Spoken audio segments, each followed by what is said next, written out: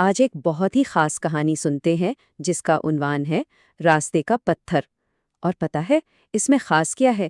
یہ کہانی ہمیں کوئی انسان نہیں بلکہ خود ایک بوڑھا درخت سنا رہا ہے، اور یقین جانیں اس کی باتیں ہمیں بہت کچھ سوچنے پر مجبور کر دیں گی۔ تو کہانی شروع ہوتی ہے سیدھا اس درخت کی اپنی آواز سے۔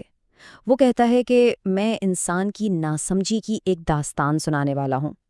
یہیں سے اندازہ ہو جاتا ہے کہ یہ کوئی عام داستان نہیں بلکہ ایک ایسی کہانی ہے جو سیدھا دل سے نکل رہی ہے۔ تو سب سے پہلے یہ درخت ہمیں لے کر چلتا ہے اپنے ماضی میں، ایک ایسے سنہرے دور میں جو اب بس یادوں میں ہی باقی ہے۔ یہ اس وقت کی بات ہے جب اس کی ٹھنڈی چھاؤں میں ایک جیتا جاگتا ہنستا کھیلتا باغ آباد تھا۔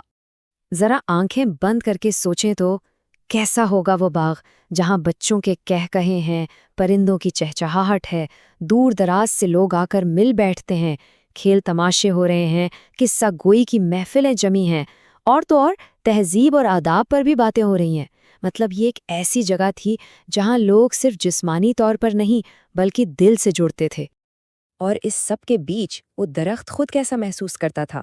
وہ کہتا ہے میری شاخیں خوشی سے جھومتی تھیں اور پتے گنگناتے تھے۔ اسے لگتا تھا جیسے وہ خود بھی اس خوشی اور تعلق کا حصہ بن کر پھیل رہا ہے۔ یہ باغ اس کے لیے صرف ایک جگہ نہیں، اس کا گھر تھا۔ لیکن وہ سنہرا دور ہمیشہ نہیں رہا۔ اب کہانی ایک دم سے پلٹتی ہے اور ہمیں آج کے خاموش حال میں لا کھڑا کرتی ہے۔ اور یہ جو آج کی تصویر ہے نا، یہ اس ماضی سے بالکل مختلف ہے۔ تو فرق کیا آیا؟ جہاں پہلے قصہ گوئی ہوتی تھی، اب وہاں سوشل میڈیا نے جگہ لے لی ہے۔ جہاں تہذیب و آداب کی باتیں ہوتی تھیں، اب لوگ اپنے ارد گرد سے ہی بے خبر ہیں۔ اور وہ جو محفلیں تھیں، وہ بدل گئی ہیں ڈیجیٹل قید میں۔ ہر کوئی اپنی اسکرین میں گم ہے۔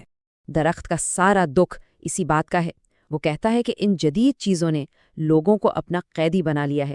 لوگ موبائل فون کے ذریعے پوری دنیا تو گھوم آتے ہیں، لیکن اپنے پاس بیٹھے انسان کے دکھ درد سے، اس کے حال سے بالکل بے خبر رہتے ہیں۔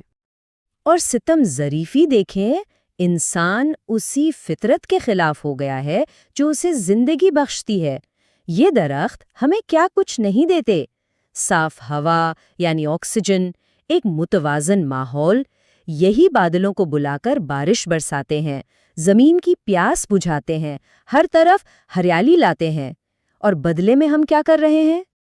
اب درخت ہمیں ایک ایسا واقعہ سناتا ہے جو شاید اس کے سارے دکھ کی جڑ ہے۔ یہ ایک چھوٹی سی کہانی ہے، لیکن یہ انسان اور فطرت کے درمیان جو جنگ چل رہی ہے نا، اس کی ایک بہت ہی دل دہلا دینے والی تصویر پیش کرتی ہے۔ یہ کہانی ہے ایک چھوٹی سی چڑیا کی اور اس کے گھونسلے کی، اور اس کی کہانی میں ہمیں اپنی کہانی نظر آئے گی کہ ہم اپنے ماحول کے ساتھ آخر کر کیا رہے ہیں۔ تو ہوتا یہ ہے کہ وہ چڑیا اپنے انڈوں کو گھونسلے میں چھوڑ کر خوراک کی تلاش میں نکلتی ہے، سارا دن محنت کرتی ہے، لیکن جب شام کو واپس لوٹتی ہے تو وہاں تباہی اس کا انتظار کر رہی ہوتی ہے۔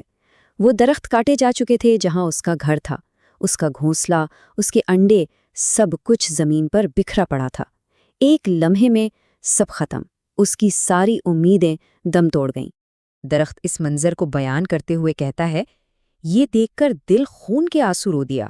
اور یہ سچ ہے، یہ صرف ایک گھونسلے کا ٹوٹنا نہیں تھا، یہ ایک ماں کی امیدوں کا، ایک آنے والی زندگی کا خاتمہ تھا۔ اور اب کہانی اپنے انجام کی طرف بڑھتی ہے۔ اب یہ درخت ہمیں بتاتا ہے کہ اس کا اپنا مقدر کیا لکھا جا چکا ہے، اور اس سب کی وجہ کیا ہے۔ اس سب کی وجہ یہ ہے کہ یہ زمین فلیٹس بنانے کے لیے ایک کنسٹرکشن کمپنی کو بیچ دی گئی ہے۔ وہ باغ جو کبھی زندگی سے بھرپور تھا، اب وہاں کنکریٹ کا جنگل اگایا جائے گا۔ اور یہ جو باقی بچے ہوئے درخت ہیں، جو کبھی زندگی کی علامت تھے، اب کمپنی کے لیے صرف ایک رکاوٹ ہیں، ایک ایسی چیز جسے راستے سے ہٹانا ضروری ہے۔ اور یہیں آ کر کہانی اپنے عنوان سے مل جاتی ہے۔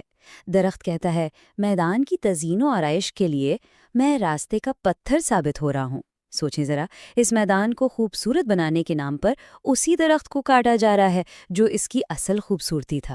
زندگی دینے والا ہی اب راستے کا پتھر بن گیا ہے۔